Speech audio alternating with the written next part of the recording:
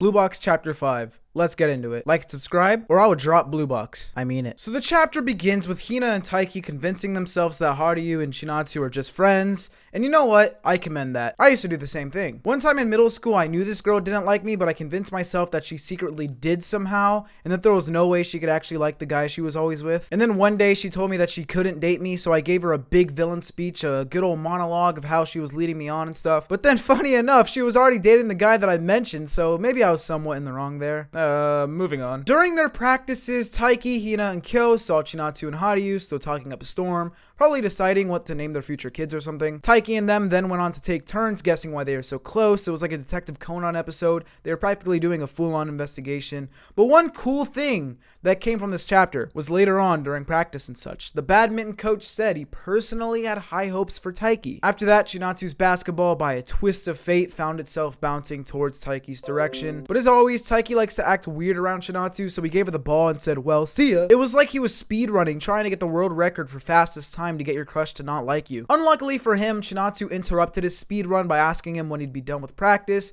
as she had forgotten her key at home. But after that, the villain returned. Mr. Haruyu himself, asking Chinatsu if the girls' basketball team had a timer or something, but never mind that, because the more important part is that he didn't call her Chinatsu. He addressed her as Chi, a nickname, meaning he's already one step closer to having Chinatsu as his bride than Taiki. And of course, Taiki was thinking the same things I was thinking. He was freaking out about it, which is understandable, because in that situation, you're panicking thinking that someone else has beat you to the punch. He even said himself that he was hella jealous, which I'm not gonna lie, that's pretty tough. I don't know what to tell you, but that's just tough. And then Taiki did what Taiki does best. He overthought the whole situation while sprinting home. Then when he got home, he collapsed on the floor and started crying. Okay, maybe he didn't cry, but you could tell he wanted to. Or maybe I'm just saying that because if I were in his situation, I'd be crying.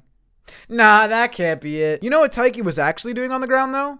Yeah, no surprise. He started overthinking again. Thinking to himself that without the living together situation that this wouldn't be a problem, but that's kind of dumb considering he would still probably react to the situation the same way anyways.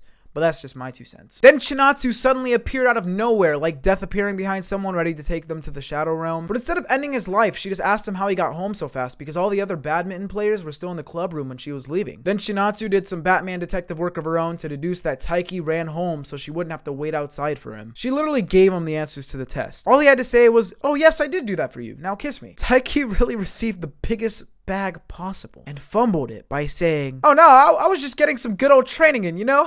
You know what? I'm gonna go for another run. See ya. And then the chapter ends with Taiki running again, thinking to himself that he needs to stop getting hung up over every little thing and that he should focus on his club matches for now. So yeah, yet again, a really great chapter from Blue Box this time around. I do appreciate that Taiki has the ability to catch himself overthinking and not getting too riled up over Haruyu to the point where he hates him like actually a lot of anime characters do. I'm also looking forward to the actual sports matches and stuff. I'm expecting some good action from those, especially since it's Shonen Jump. Maybe not high-Q levels of action, but at least good enough to where the series isn't carried by the romance. Because imagine how cool it would be if both the sports side and the romance side were both equally well written. That would be pretty pog. I'm gonna go throw up. I tried to make the word pog seem natural, and I just didn't like it.